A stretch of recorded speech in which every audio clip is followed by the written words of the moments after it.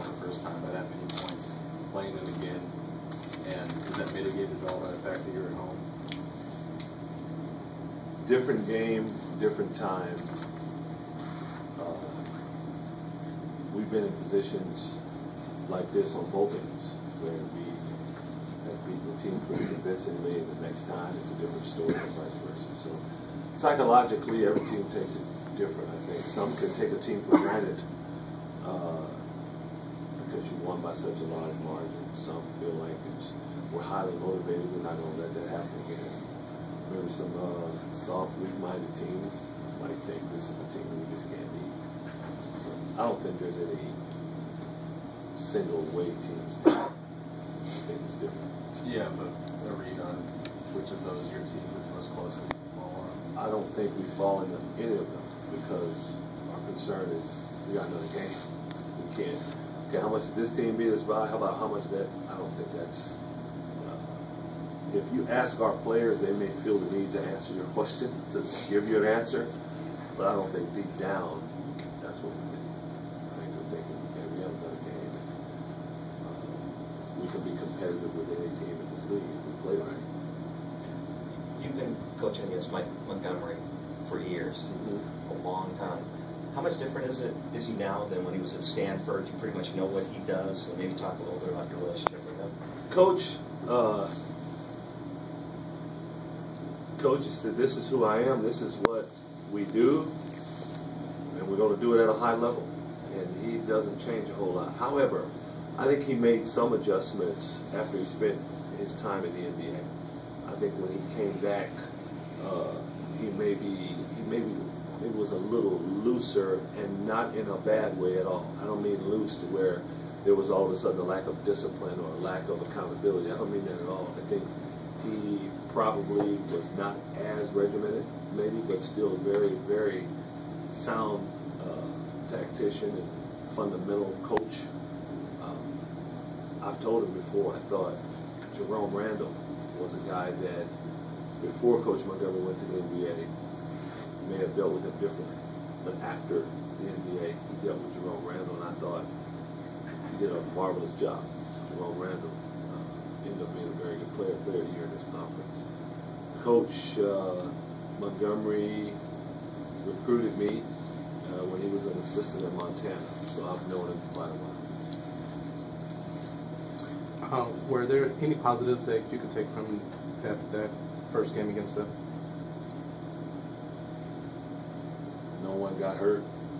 That would probably be it. It wasn't a very positive night for the Huskies. Just how then do you attack the big front line? Do you do it inside out, outside in transition, ball movement? For whatever reason, that night, we avoided contact. We weren't as aggressive for whatever reason. I don't think Cal's front line is any bigger than Stanford's front line or Arizona's front line or Jordan Bochinski at Arizona State. For whatever reason, we didn't attack like we usually attack. Give him a lot of credit. I thought David Kravish was very aggressive on the defensive end. I haven't checked in a while, but if I remember, I thought he had 4 block shots in that game. Him and Richard Solomon just seemed to be all over the place. You went with a lineup in the second half against Stanford that you said was real successful against Oregon State. Is that going to be true to Cal tomorrow? We're going to see changes in the starting lineup? No, but that will be true in terms of that lineup being on the floor. That lineup. You can't do that if you don't have Desmond Simmons. You can't do it. Sean's not able, but because those guys are now healthier, we would have seen that lineup earlier in the year if we could have afforded to do it. But we didn't have the able bodies, and the guys weren't at full strength yet to be able to do that. But we're able to do that quite a bit more now. The advantages of having the 2 point guards, if you will, on the floor is what? I think it helps with us taking care of the basketball. I think you have 2 guys that can make plays for themselves and others.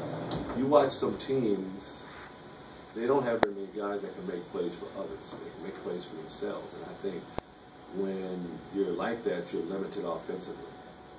Even a guy like Paris Blackwood, you know, he'll score, but he'll make plays for others too.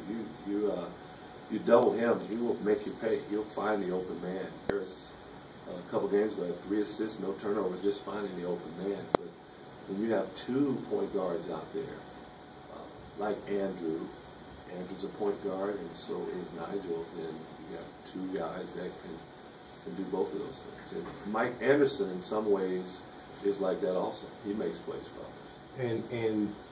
And they just, how good is it for like him to just finally play his natural position and not have to play guys who are 6'9", 6'10"? I'm sure if he felt like he was released from a holding place or something, because I really believe Mike's going to give you everything he has without complaint. And you're battling someone 6'8", 6'9", even 6'10", maybe 20, 30 pounds heavier than you, game in and game out, over a period of time. That can wear you down. It can wear down anyone. And he's not been doing that as much, and I think he's been practicing on the perimeter more, so he's feeling a lot more comfortable and a lot fresher because he doesn't have to bang down there as much with those guys. Now, he'll go back and do it if he needs to do it, but being out on the perimeter, he just, a fish that was thrown back in the water now. He's just free to go. I think that's how he feels. When it comes to Mike on his three-point shooting, you know, he looks like he struggled there for a while. He hit a couple in a row, gained his confidence back. How good of a three-point shooter is he? What do you see in practice from him? Is he good enough where you want him taking 4 or 5 of those a game? You know, early in non-conference, he was shooting about 40% from 3, and before he got here, he was a fine three-point shooter. That had not been the Mike Anderson prior to the Stanford game that we had seen from the perimeter. So that's more like what he can do. He's a good enough three-point shooter to keep you honest. That's what he is. And he hadn't shown that, but playing inside, still trying to adjust to an entirely different position in our offensive scheme. It's a lot to ask, along with, you know, that shooting could have been just maybe not having the legs after battling so much inside. Speaking of point guards, what do you look for in a point guard for your own system? We need to be able to defend, obviously, preferably really good on the ball. But I don't like particularly as much a point guard that can't score. I like the point guard to be able to score. I have no problem with a point guard going out and scoring 25, 30 points. No problem whatsoever. Some people will see a point guard score 30 points. Well, he must not point guard. You name the best point guards in the NBA right now, they can go. I think when you're very versatile as a point guard, part of that versatility is that you can score. A point guard that has the ball in his hand but can't really make shots, it becomes a 5-on-4 situation. You don't have to guard that guy. And if he's a good pass, his passing efficiency goes down because people always guard everyone else. When you can score, they got to pay attention to you. They got to collapse on you. Now you can dish it. When a guy can do all of that, those are the kind of guys I like. Everyone. Another one that is smart enough to grasp what you're doing and go out and make sure it's executed on the floor without asking you a whole lot of questions on the side. Someone that the players respect when they have the ball in their hands. A leader. And I can go on and on. That's the position I used to play. Cobbs gets all the attention, but a guy like Solomon, or in general, the inside man, what factor is that you get to come? Solomon has matured so much this year, and his ability to rebound the basketball, I think, is something that really helps their team. But those two in tandem, along with Kravish, these guys are pretty versatile and long. They can affect the game, there's no doubt. When those two are both playing well at the same time, they can present some problems like they did with us when we were in Berkeley. Has Nigel been with his hip since the game? It's sore, but it's pretty tough. It was getting better.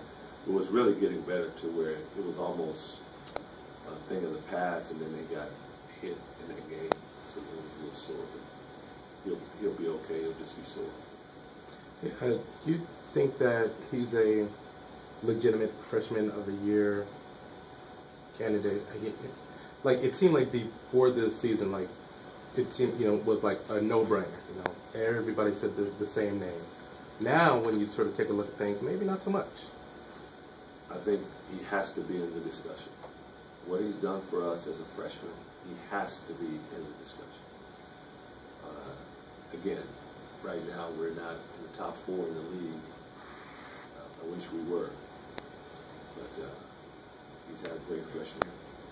There are not too many, if any, are having a better freshman year than Dr. Williams-Goss has had. And for a freshman, the last time you had a freshman make this type of impact, Isaiah or?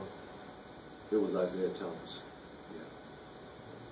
We won the league that year, People forget, Tony Roten was a freshman, and we won the league that year too. So, Tony was an impactful freshman also. Coach, can you talk a little bit about Andrew? He really struggled on the road, last road trip. We only got 5 minutes last game. What can you expect from him tomorrow? And how's he To bounce back and be relentless, and come out and play well. How did he respond to not playing much on Wednesday?